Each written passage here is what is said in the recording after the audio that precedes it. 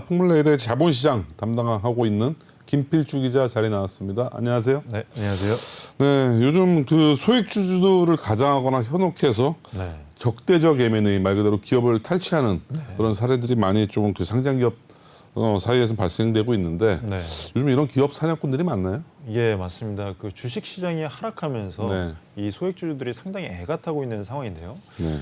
이 떨어지는 자산 가치는 물론이고 이 투자하는 회사들을 위해서 이 주가를 띄우고 싶지만 그러지 못하는 게 이제 소액주주들의 현실입니다. 네. 그런데 이러한 점을 파고드는 말씀하신 기업 사냥꾼들이 있는데요. 소액주주들에게는 이 소액주주들의 입장을 대변하고 그리고 기업의 가치를 높이겠다고 현혹을 한 다음에 네. 실상은 이 기업을 협박하다시피 하면서 자신의 이속을 챙기는 그런 사람들이 있습니다. 네. 자, 그렇다면 최근 파산 신청으로 거래가 정지된 네. 일단 우리 뭐 증권거래법상 네. 파산 신청이 되면 일부 그 잠시적인 거래 정지가 되잖아요. 네. 이런 종목들을 특히 기업 사냥꾼들이 많이 먹잇감으로 눈독을 들이고 있죠. 예, 맞습니다. 이렇게 파산 신청을 하는 경우는 보통 이 재무 상태가 안 좋은 기업들이 많습니다. 네. 근데 이 파산 신청을 하면 거래 정지가 되고 이러면 개인 주주들은 상당히 이 회사가 문제가 많은 것으로 파악을 하면서 상당히 기업 가치가 떨어지는데요. 최근에 갑작스러운 이 파산 신청에 따라서 이 거래가 정지된 종목들을 살펴보면 이 공통된 이름이 등장합니다. 이 바로 변호사 A씨인데요. 이미 시장에서 퇴출된 여러 상장사의 경영 지배인이나 이 대표의 이름으로 올렸던 사람입니다. 이 코스닥 기업인들 사이에서는 이 A 변호사가 이 경계와 공포의 대상으로 알려져 있는데요. 이 멀쩡한 회사를 파산 신청을 하고 그리고 상당한 협박을 하면서 회사를 나락으로 보낼 수 있는 요주의 인물이기 때문입니다. 네.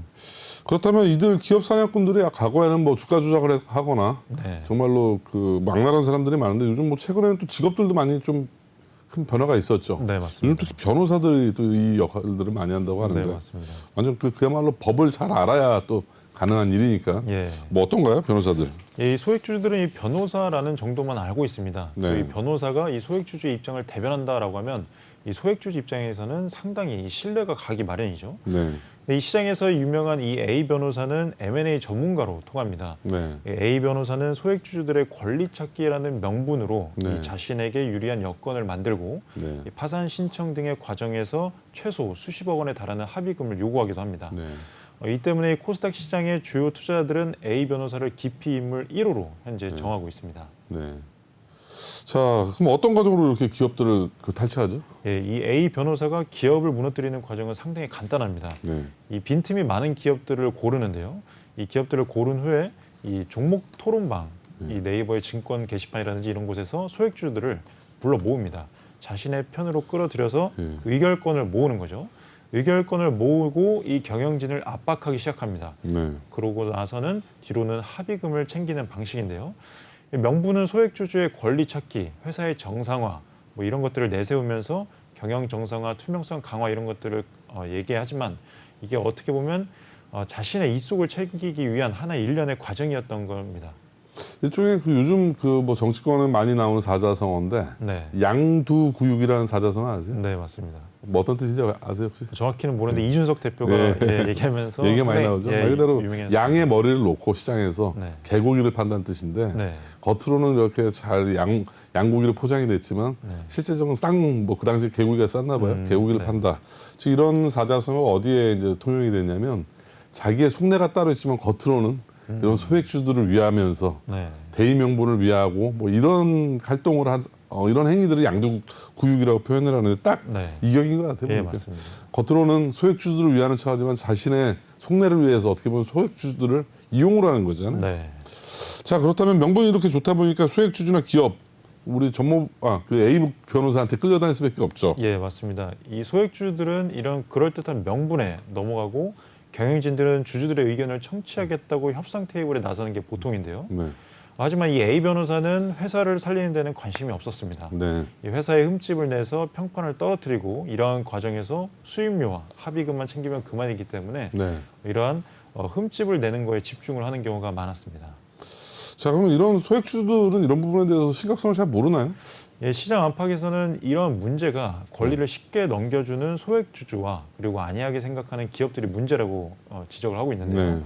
이 A 변호사와 같은 이러한 기업 사냥꾼들은 소액주주들에게는 이 회사 정상화를 위해선 누군가를 중심으로 의결권을 모아야 한다고 주장을 하고 네. 누군가가 이왕이면 변호사인 자신이 적임자라고 주장을 합니다.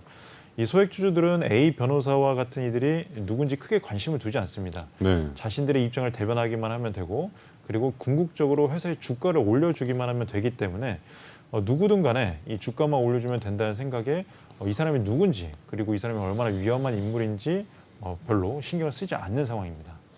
네, 그렇다면 소액주주들은 본인들 입장을 대변하고 오히려 고마워하겠네. 예, 맞습니다. 변호사를. 예, A 변호사와 같은 이 기업 사냥꾼들은 이 소액주주들을 대변한다는 명분 하에 이 회사와 수차례 만남을 갖고 네. 그리고 취사 선택한 내용을 온라인 카페나 그리고 단체 채팅방에 올리면 그만입니다. 네. 이 권리를 넘겨준 이 소액주주들은 되레 자신들을 대신해서 수고를 해주니까 오히려 고맙다고 하는데요.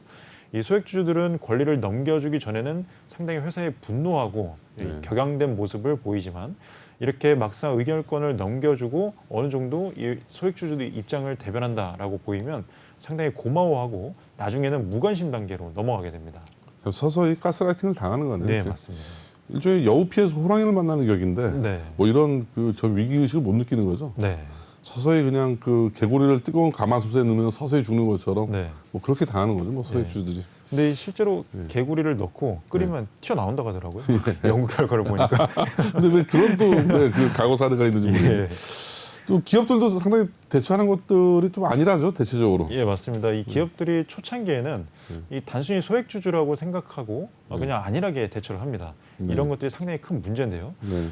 기업의 대표나 이 회장 등은 이 소액주주 대표를 만나서 이 몇 가지 요구사항을 수용해주면 문제가 해결될 것으로 생각을 하게 됩니다. 네.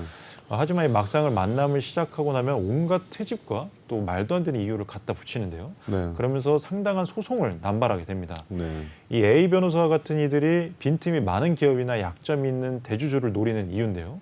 경영권을 빼앗기 위해서 허위 채권을 만들어서 파산 신청을 하기도 하고 네. 합의금을 요구하는 경우도 덜어 있었습니다. 그러니까 이런 것 같아요. 그 어떻게 보면 도둑질한 기업이 있으면 약점이 분명히 있거든요. 맞습니다. 그러니까 그렇다고 해서 이 A 변호사가 노리는 기업들이 또 오너들이 보면 잘못을 대부분 다 한 기업들이에요. 예, 뭐 깨끗하지가 횡령이라든가 않습니다. 배임이라든가 네. 뭐 이런 죄를 졌지만 어떻게 보면 이 죄를 꼬투리 잡아서 네. 그 또 회사를 뺏는 것, 네. 이 행위 자체 또한 정당하지 못하거든요. 어떻게 보면 도둑놈한테 너 네. 도둑질했지, 내가 눈 감아줄 테니까 나한테 다 재산 넘겨. 네. 뭐 이런 사례 아닌가 예, 싶은데. 맞습니다. 자, 코스닥 상장사 대부분 전문 법무팀이 없잖아요. 예. 뭐 중소기업들이다 보니까 네. 이런 기업 경영에 상당히 큰 발목을 잡겠어요. 예, 맞습니다. 이 한국경제에 따르면 이 실제 A 변호사와 분쟁을 벌였던 한 코스닥 상장사 경영진은 당시의 기억을 되살리면서 상당한 괴롭힘 그 자체였다고 표현을 했습니다. 네. 이 아무리 상장사라고 하더라도 이 법적으로 대응할 수 있는 경영 지원이나 법적인 전문 인력이 없다 보니까 이런 소규모 기업들은 속수무책으로 당할 수밖에 없는데요. 이 당연히 경험도 부족하고 외부에서 몰아붙이듯이 나오면 이 경영을 아예 할 수 없는 처지로 내몰리기도 했다고 합니다. 네. 그는 이 적극적으로 대응할수록 온갖 이유를 갖다 대면서 협박을 하고 네. 소액주주들과 분쟁이 격화되면서 경영이 더욱 위태로워졌다고 합니다. 네. 이 경영진의 약점을 찾아서 협박하거나 기업의 경영권을 빼앗기 위해서 소송을 남발해서 이 상당한 기업의 경영상의 애로 사항이 발생했었다고 밝혔습니다. 이번 주에 이 기사가 우리 한경닷컴의 유은혁 기자 통해서 그 기사가 나왔죠. 네, 맞습니다. 뭐 그 당시에 기사에는 어떻게 A 변호사의 입장이 뭐 대변이 좀 실렸네. 예, 맞습니다. 한국경제에 따르면 이 A 변호사는 이 클라이언트가 원하는 것을 법적으로 가능하게 해주는 역할을 할 뿐이라고 주장을 했습니다. 네. 이 불순한 의도나 합의금 등에 대해서는 언급 자체를 회피했다고 하고요. 네. 이 A 변호사는 회사 정상화를 위해서는 의결권을 모아야 하는 게 당연한 거고 네. 아무래도 경험이 없다 보니까 이 대표하는 경우들이 많았을 뿐이다라면서 이 소액주주들의 입장을 자신은 대변한 것이다라고 주장을 했습니다. 뭐 아무래도 변호사다 보니까 당연히 법적 내에서만 했겠죠. 네, 뭐 이 부분에 대해서는 의심을 안 하지만 네, 뭐 뒷단에 이제 어떤 거래가 있었는지는 저희가 아직 뭐 취재 결과 밝혀진 것이 없다 보니까 네, 참 이 부분들에 대해서는 조심스러울 수밖에 없는 것 같아요. 네. 자, 개인들이 그 개인 투자자들 앞으로 이런 사례들이 이렇게 제한이 오면 어떻게 해야 되나요?